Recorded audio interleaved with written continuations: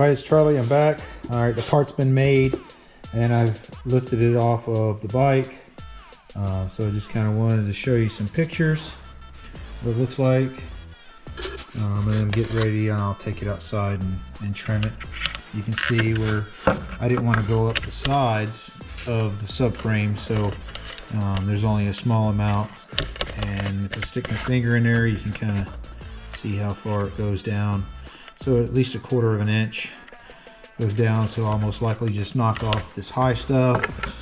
And it's the same thing with the other side. It's probably a little bit taller, but nevertheless it's still trimmable. You can see the glue, how it's smushed out. It's not exactly perfectly level because of the wrinkles in the tape, but I'm not too worried about that stuff because it's going to be hidden completely when the bike is done. So if anything, it'll just require a little bit of body filler, but we'll see what it does whenever I trim it off. But nevertheless, it's ready to be trimmed, and I'll go ahead and trim that so we can move forward to the next segment of this, and we'll kind of go from there. Anyways, see you in a little bit. All right, everybody, we're back. I went ahead and did the trim on there and trimmed it up on the inside, and then I ran a drum brake disc on here to actually knock off some of the sharp edges, because sometimes that stuff, when it's really hard and super thin, it's almost like a razor blade.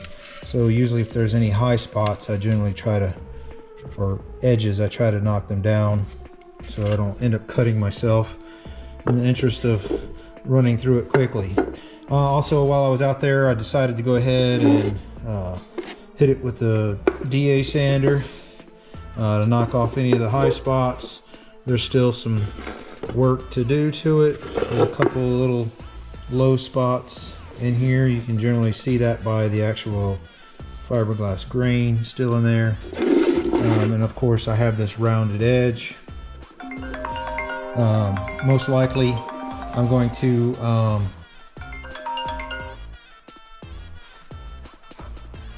excuse me, I had a phone call come through, but anyways, this round spot, I'm trying to decide what I'm going to do, and most likely, because it's such a wide area, I will probably buff this down and I'll add layers of glass strips to it, just fold some strips around it like so, and then do a build up with probably 4 to 5 layers of 1.5 ounce mat.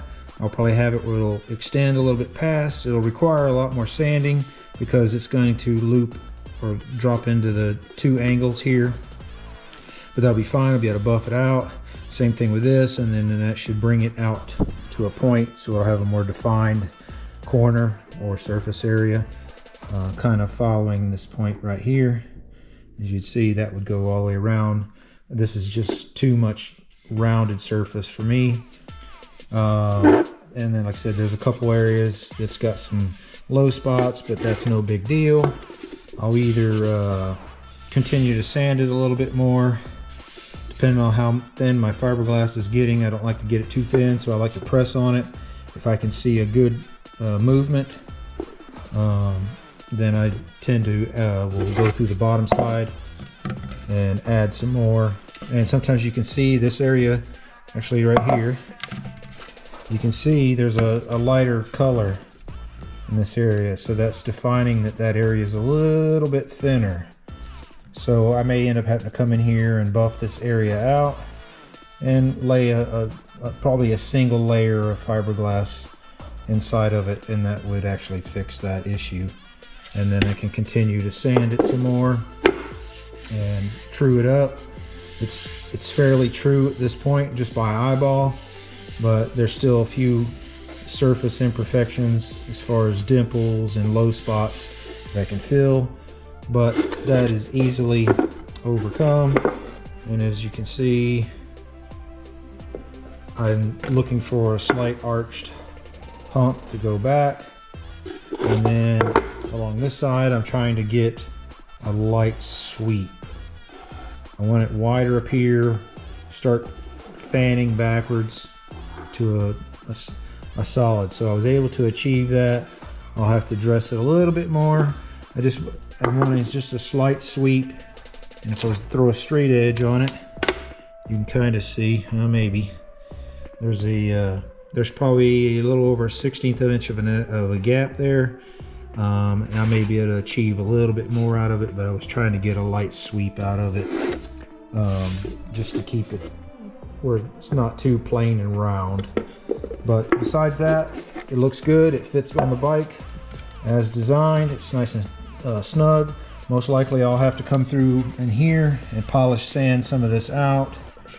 By the time I powder coat the subframe, it'll be a little too thick, because this is, even though I've got probably 2 layers of plastic tape on there, that's probably maybe 20 thousandths of an inch maybe per side.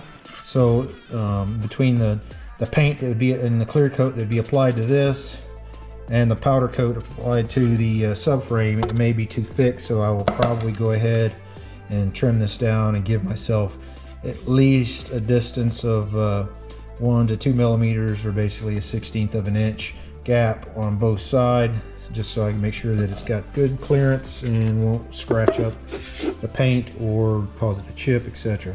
Anyways, that's this. Probably when we come back, I will probably go ahead and have this built up, kind of show you what I did, and then I'll show another video afterwards of it polished off and cleaned up. So for right now, that's what we got. I'll see you again here shortly. All right, quick update. I decided to use some resin, milled fibers, and some cabosil mixture into a putty, and to fix my rounded edge here. And what I've applied to the area is aluminum tape. I use this a lot.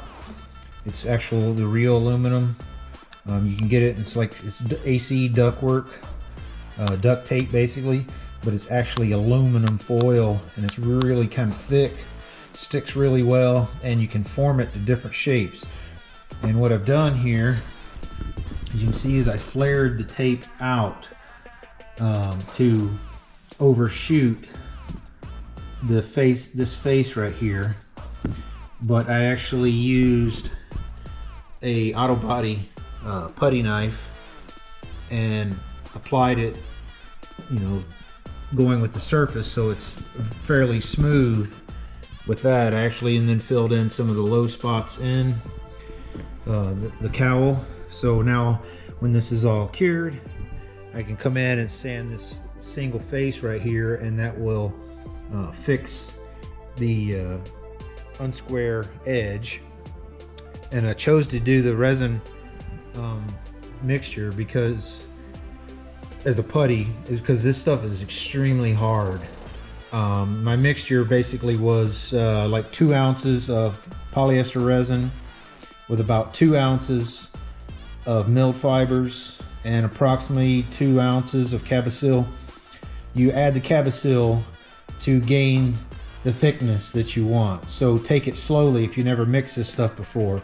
So the milled fibers is like fiberglass. It'll just absorb, and it takes a whole lot of it to actually make your resin very thick. But the cabosil is designed to is a thickening agent, so it'll make it thick very fast. So there's, like I said, there's about 2 ounces of resin, about 2 ounces of milled fibers, and about 2 to maybe 3 ounces of cabosil. It could be plus or minus, but just start, add 1 ounce at a time to that kind of ratio, and that would give you your thickness. And then once I get it mixed and it's thick, then I add my catalyst to it to achieve, make it where it's ready to get hardened on there. And then I mix this one kind of hot, so it's got a little extra on the cabosil, or the catalyst, probably like 2%. And then, so this will cure fairly quickly. And then once it's cured, then I'm able to sand it. And I also filled up from the underside. There was a low spot, and it was basically due to a wrinkle in the tape when I made the mold. So it made a thin spot in the actual cowl. So I fixed that, and then I've applied this. So once this is cured, the tape peels right off. It'll leave the adhesive on the actual part from the tape. So sometimes you have to come through with a little bit of acetone on a rag and scrub it off so it doesn't gum up your sandpaper. So that's this right here, and when this is all cured, I'll shoot another clip on it. Thanks. Good day, everybody. I'm going to do another update. I've since put the material that's on this edge on here, as you've seen in a clip prior to, and I've already went ahead and removed the aluminum tape and shaped it out.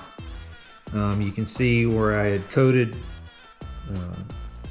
the material on there to fill in some low spots, so you can see there is some slight differences from the low spots that was in here.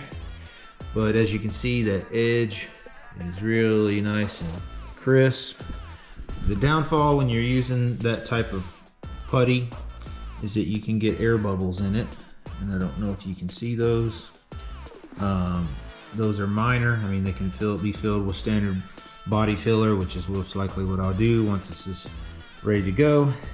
But I thought about it with some time, and the way the light connects on here, you can see that there's the two hooks, and you see that pretty sizable gap that's in there, and that's simply because I applied the tape over the hooks, so it filled there.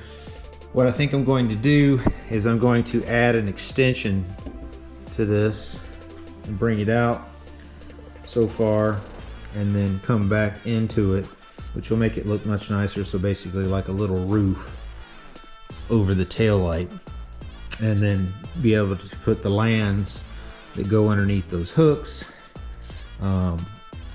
inside that, and that will help with the issue of this gap, and it'll close it in and make it look where I'll be able to keep a nice thin profile when it's out here, rather than a thick profile right in this area.